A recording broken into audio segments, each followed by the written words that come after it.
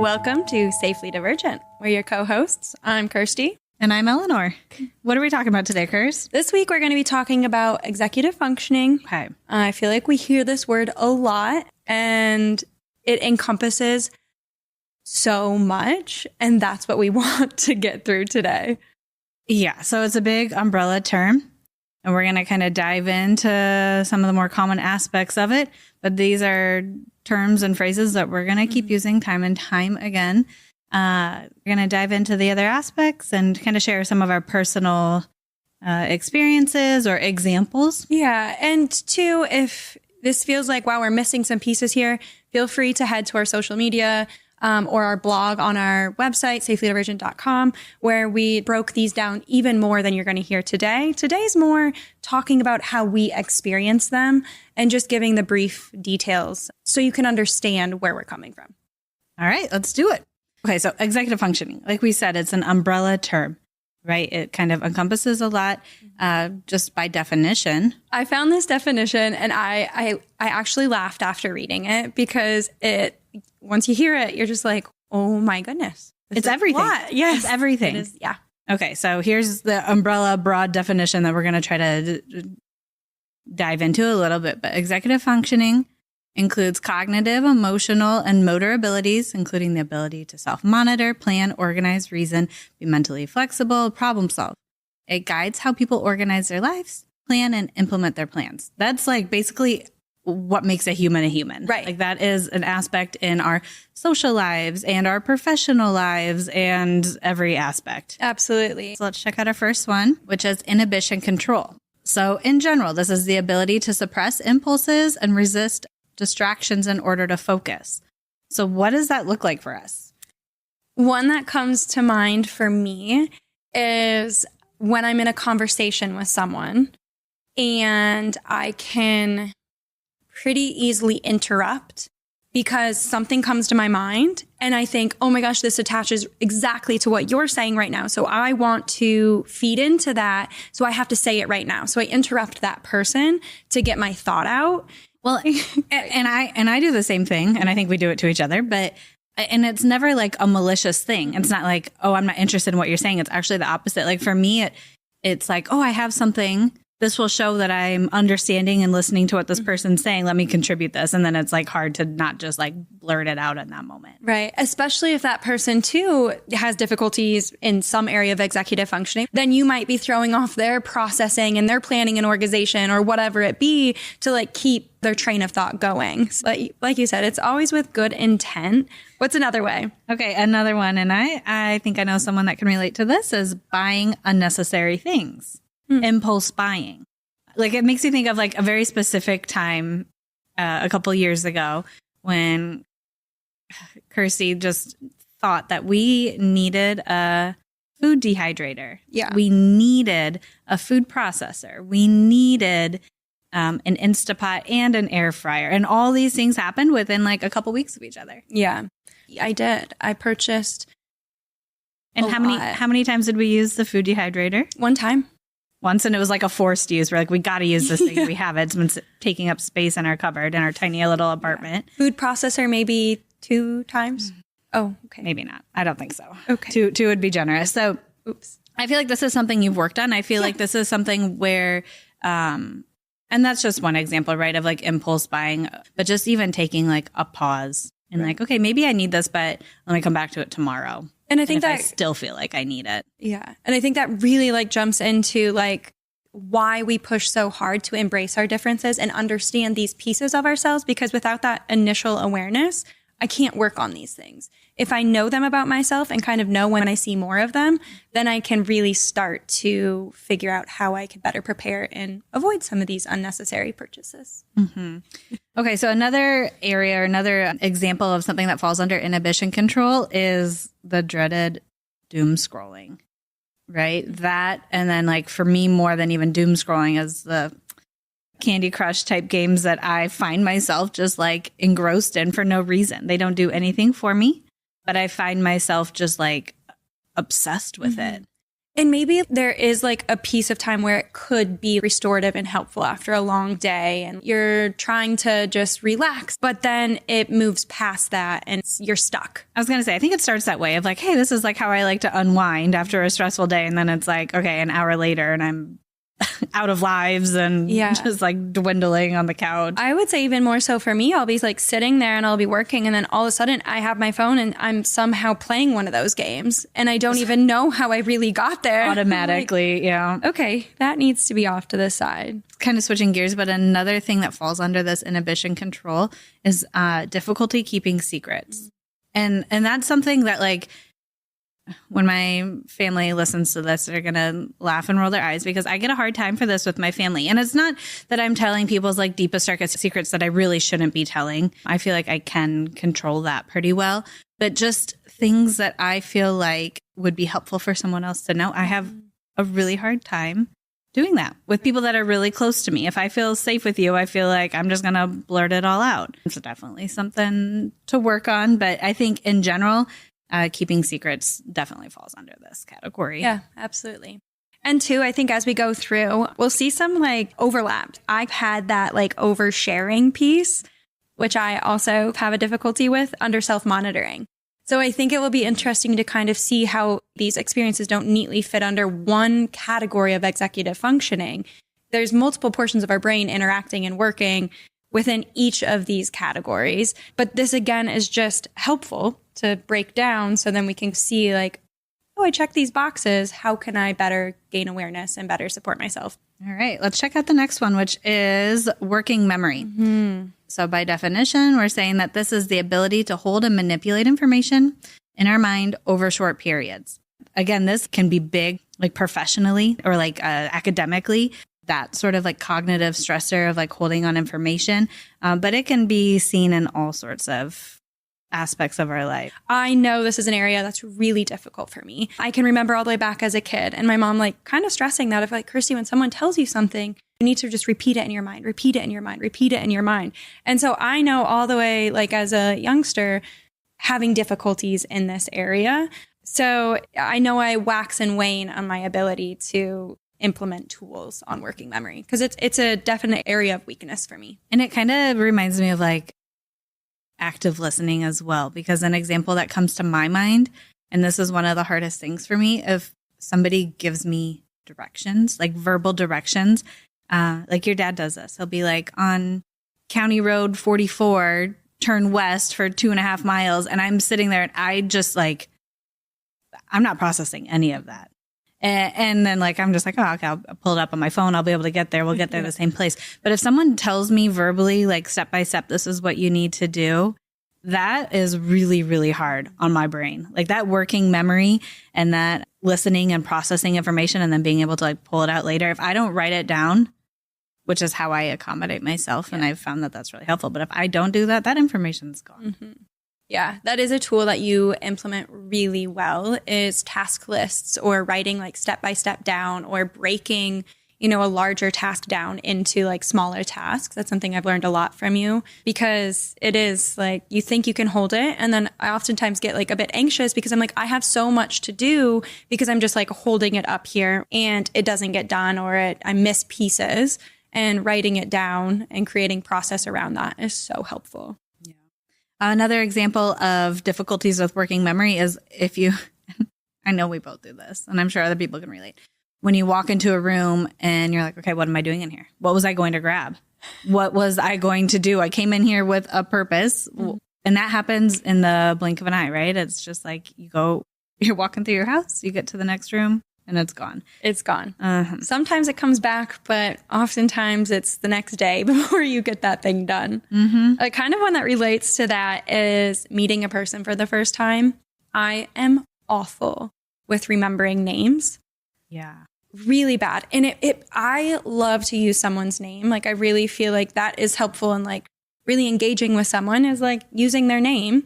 And so I get frustrated with myself when it oftentimes gets to a point where I'm like, I can't ask anymore. Like I've been engaging with this person for months and I don't know their name.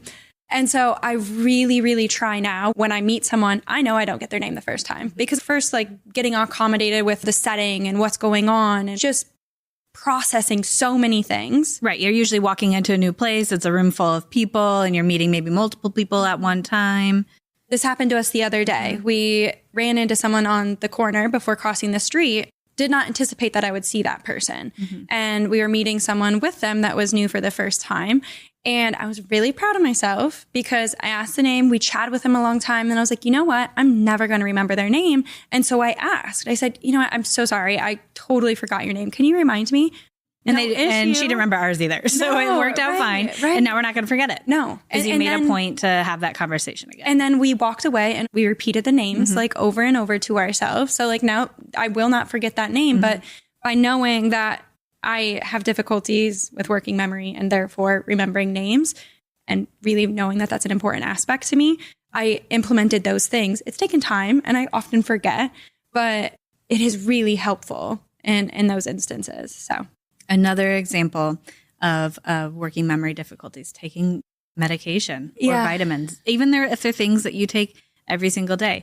We have color-coded vitamin containers. There's a morning one, an afternoon one, and a night one. We keep it in the same spot in the kitchen. And like sometimes we're like really on a roll and really consistent with it. And then we'll go like couple days and like forget to take them. Right. And then add a shift in our routine. Yeah. If we're out of town or have people visiting and it's that pill container gets moved from that side of the counter to our suitcase, game over, man. Okay. So examples of difficulty with working memory. Yeah. Let's go on to cognitive flexibility, which I feel like, they all tie together. There's a ton of overlap, like you said. Cognitive flexibility. The ability to switch between tasks, adapt to new situations, and think about multiple concepts simultaneously. So this is something that has been difficult for you, and you're aware of it. First example I have right here is moving past a task before it's complete. You love to finish things. You love to like cross things off. And if it's not completely done, that's really difficult for you. This has been something I've really had to work on because we talked about this a couple episodes ago I have hyposensitivity for my internal cues. So interoception for me, I really miss hunger cues, bathroom cues, those internal emotions. They kind of go over my head until they're very obvious. So in these situations, if I'm not completing a task, I could sit and work. I can hyper-focus and work for 4 hours straight, no issue, never get up, not take a sip of water, not go to the bathroom, do nothing. And then I'm like, can't understand why I have such like bad brain fog and I'm irritable and I'm hard to be around because I've had to check in on this. It also moves on to a conversation. If I feel like the conversation hasn't been completed, like if there's more that needs to be said, and people are kind of like tugging and trying to go a different direction. Hey, Kirsty, we've been talking about this for an hour now. Yes. Like, again, I've had to gain awareness and work on like kind of moving past. And there's some people that I can sit and have a conversation for 4 hours about the same topic, but I can't apply that to everyone because that's not fair to them either. So, Okay. So difficulty switching between tasks. That's a big one. And then kind of similar, like, not just difficulty, but then becoming like anxious or frustrated when things don't go as planned, right? Our schedules change. Things happen. We showed up at the airport the other day and our car had a flat tire and we were looking forward to being, home at a reasonable time. And it ended an extra 6 hours to our travel day. Yeah. Things like that happen. And I was definitely like on the verge of like, this was going to ruin my day. We were able to move past it. But I think for me, something like a lot of times I have a plan in my head. And if it doesn't go, if everyone doesn't coordinate with the plan that I haven't even maybe voiced out loud, I get frustrated. Like if we're getting ready and we're going to be gone for the day and I have in my head, okay, we're going to leave at 1 o'clock. We still need to get gas. So then we're going to go get gas and we're going to do this, this, and this. And one of those things don't line up because nobody else knew the plan I had thought of. It can like derail me a little bit. Yeah. And this is where sometimes we run into difficulties because my time management is quite awful. So when you don't voice a plan and like give me the why behind the plan of, I do need to make these 3 extra stops before we get to X. And you really don't like being late for things or showing up out of range of what you think the person there is expecting you. So our stressors really uptick if we aren't aware of those types of things. So I definitely noticed that for you. Yep. Having that flexibility can be difficult. And then another one, it came to mind. I don't know if we can relate to this so much, but we know people that can, is I'm struggling to try new foods or new activities that are outside of our comfort zone. Yeah. For me, I've noticed this a lot in the past, more when I'm very dysregulated, but now with a more regulated system, I really do want to be open and try things. So for me, I'm excited because this was something that used to be really difficult for me. So Kirsty has a word of the year every year. Yeah. And one year her word was flexibility. And I feel like this used to be a really, really, really hard thing for you. And you have come so far. Oh, now we always talk about like how flexible you are. Nelly. Yeah, you are a flexible Nelly. And it's really made a big shift. And sometimes you're forced into those situations where you don't have a choice. Like changes are going to happen. You have to be flexible in order to get through the day. It's a much less of a hit to my system than it used to be.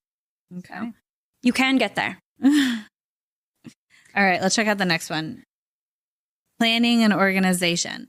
The ability to set goals, break them down to manageable steps, and structure time and resources effectively to complete the task. So we talked about this a little bit, right? This is something that has always been difficult for me, and I have to accommodate myself for it. And I use to-do lists and shopping lists and time blocking. I write all of that out every single day.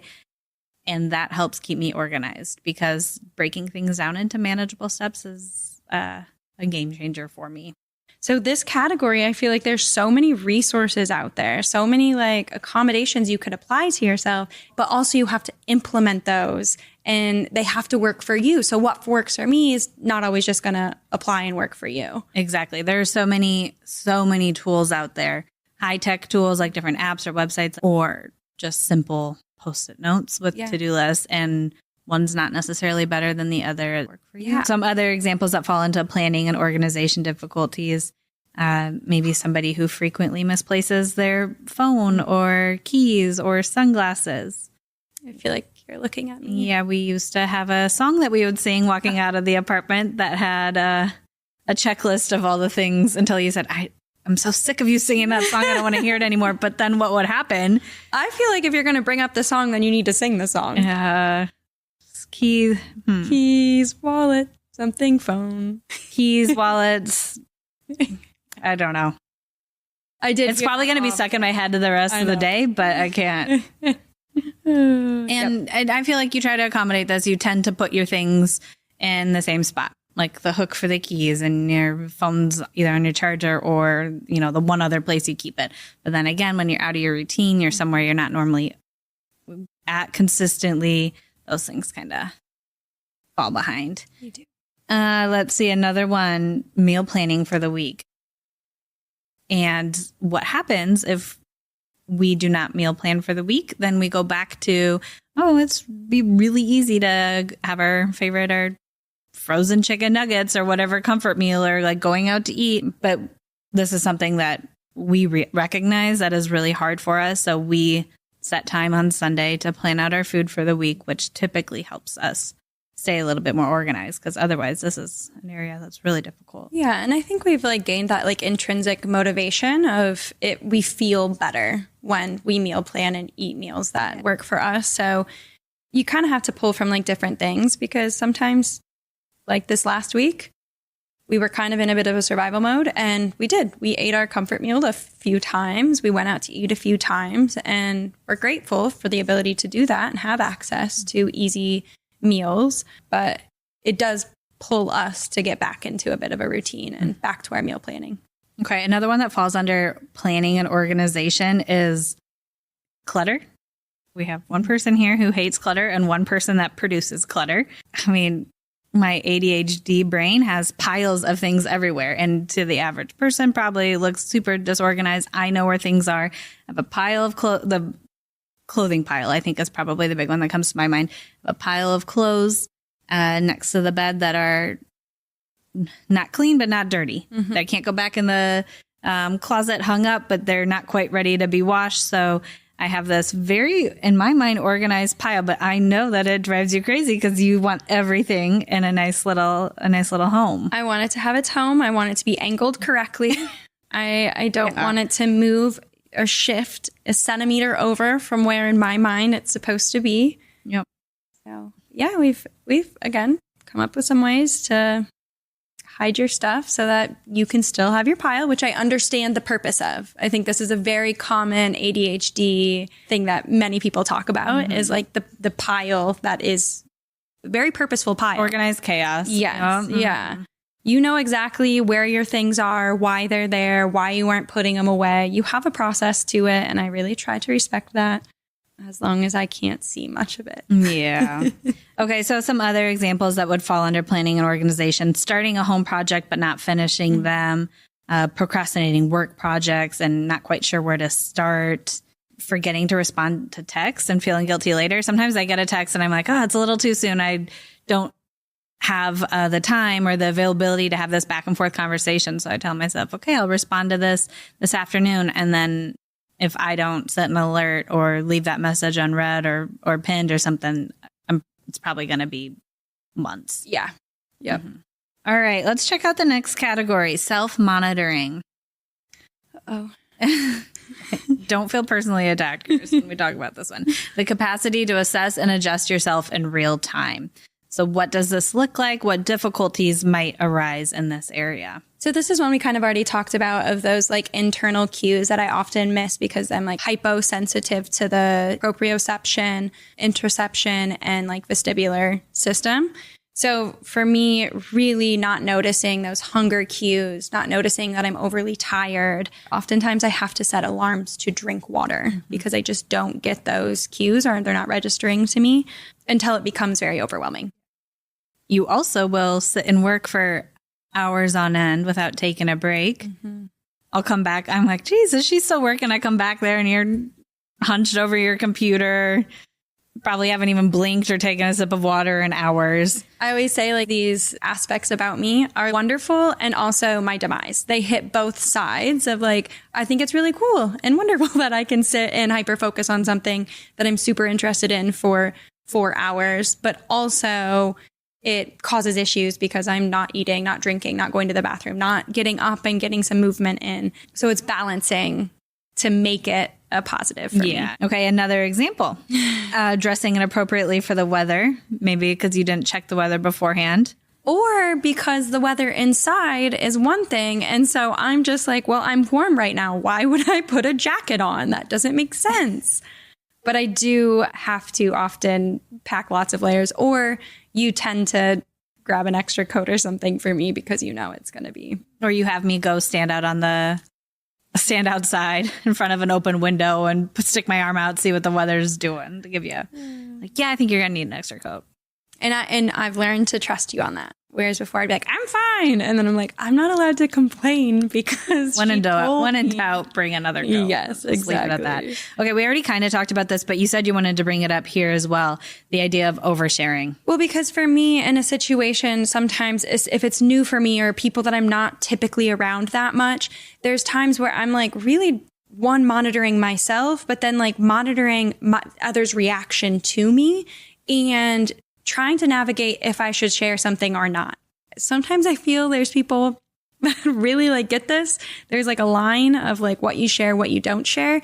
I've gotten a lot of trouble as a kid oversharing things where my mom's like, that's an at-home thing that we talk about. I'm like, oh. Not something you need to go express to strangers. Yes, now I know. But that like then doesn't copy and paste apply to everything. So for me, everything's a new situation of like, okay, if I do share this, to what level do I share it? How much detail? And that can be difficult for me. Again, I feel when I'm regulated, this is much easier because my working memory is there. I can process through. I have an inhibition control. I can pause before something comes out. Once I'm dysregulated, some of these things just start to fall apart, and oversharing can be kind of like a light bulb moment of like, ooh, you should probably start, checking in and making sure you're getting back to a more balanced ground. Okay, let's check out the last pillar that we have, which is activation. I was okay to talk about self-monitoring because I feel like this really... Yeah, so the other one was definitely like a bunch of fingers pointed at you. This one is my big one. So activation, the ability to begin tasks and generate the mental and physical energy to start and sustain them. So this initiating of tasks is my biggest challenge. And what I oftentimes hear with this is inertia. So an object in motion stays in motion, object at rest stays at rest. This really is that piece for you is once you get up and start doing it, you're okay. But it's that initial, that object at rest really wants to stay at rest. I'm looking at this list of examples we came up with, and they are just totally me. So the first one, getting out of bed. Even that, starting the day is hard for me. I can have a great night's sleep. My alarm goes off. I don't even necessarily feel tired anymore. That first step of initiating my day takes a lot of energy from me. And like you said, once I'm up, I'm good to go. I don't look back. It's fine. But just that first step, even the first thing I do during the day is a challenge. Another one is letting laundry and dishes and different chores pile up.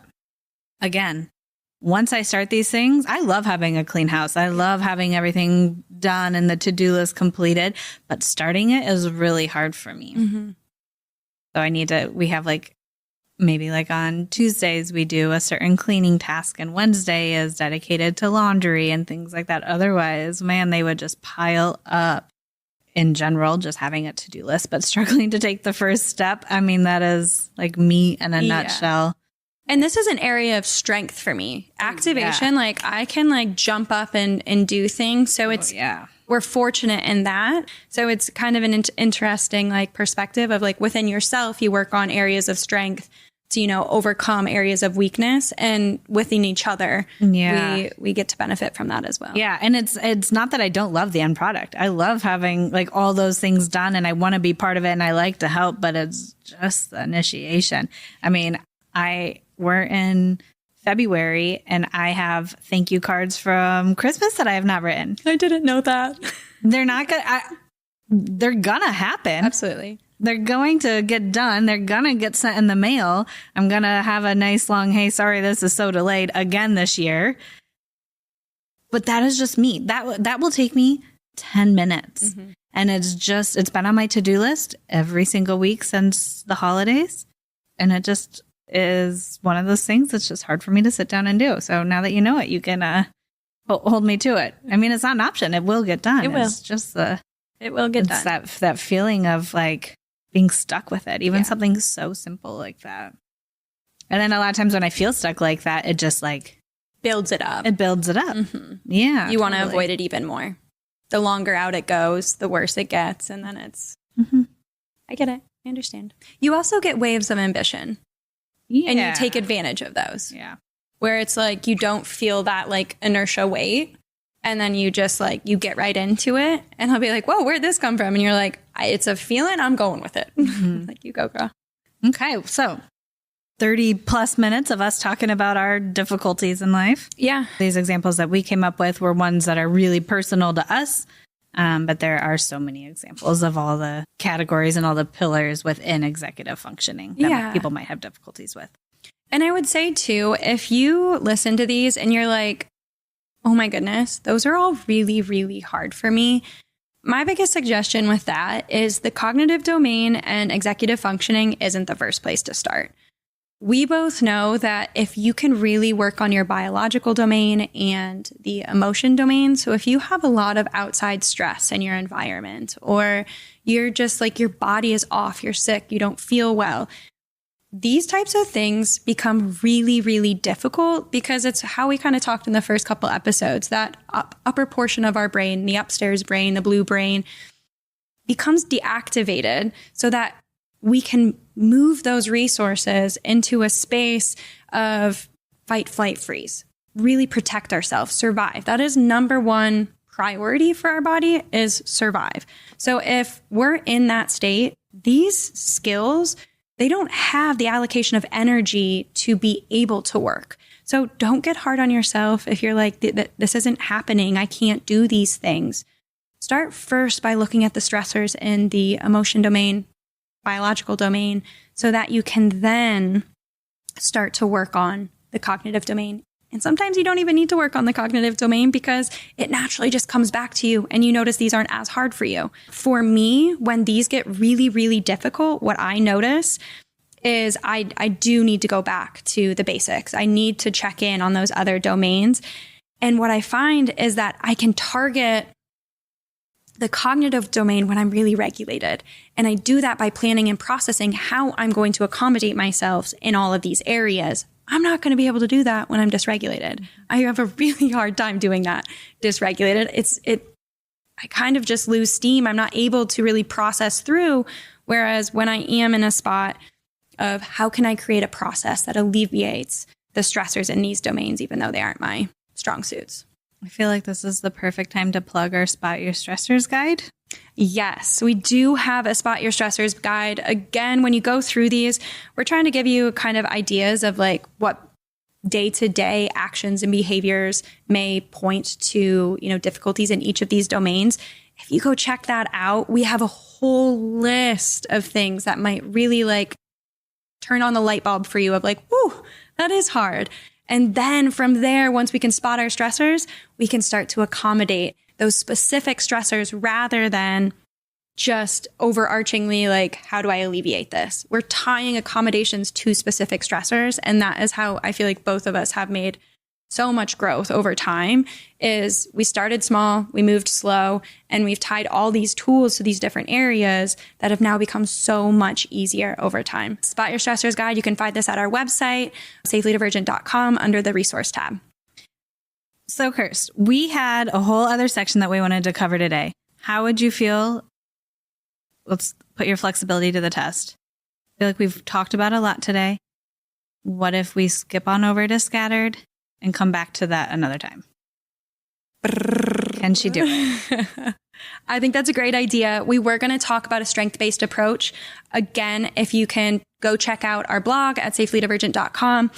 I put a ton of information about what a strength-based approach is in comparison to a deficit-based approach. Check that out. And we've also uploaded another tool. It's called the Neurodiversity Wheel, where all of these different areas that we've talked about, activation, inhibition control, working memory, it comes into a nice, pretty little circle, pie shape, where you can start to have a visual tool that lets you understand or better understand what areas are, strengths for you and what areas are more of a weakness or difficulty. So you can really start to identify your areas of strength to help you accommodate your areas of weakness.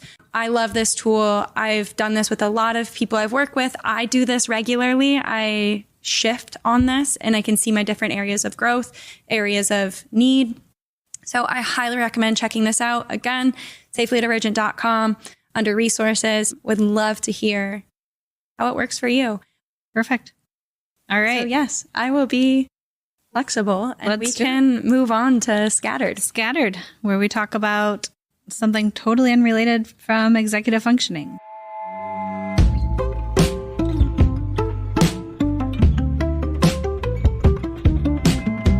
So I've got a little game show for you today. We're going to play Truth or Myth.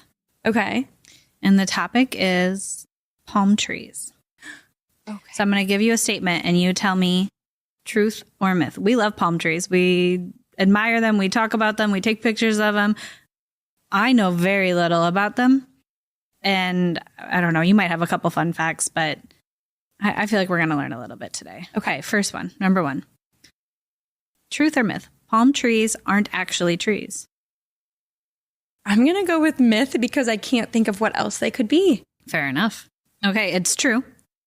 Most scientists, not everyone agrees with this, it's a little controversial, but most scientists say that palm trees are more closely related to grass than trees.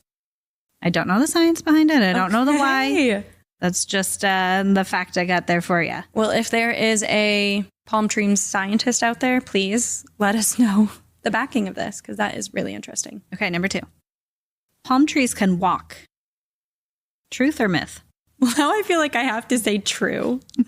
Okay. It's a trick question. It's myth. It doesn't, but it's myth with a twist. Okay. Because there actually is like a tree that they call a walking palm in the Amazon, and it appears like it's slowly moving because it's always like growing new roots, and like it kind of shifts the tree. So no, it doesn't actually like actively move.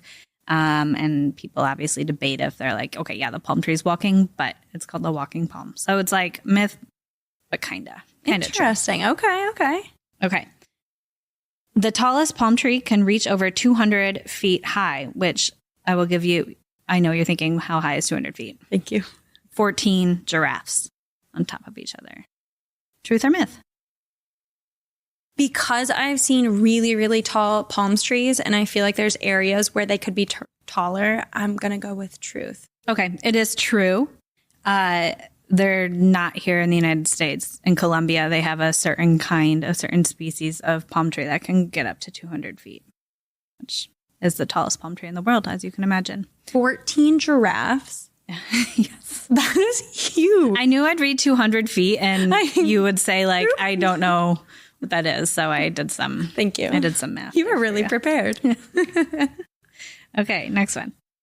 Palm trees are only found in tropical areas. Truth or myth? Myth. Yeah.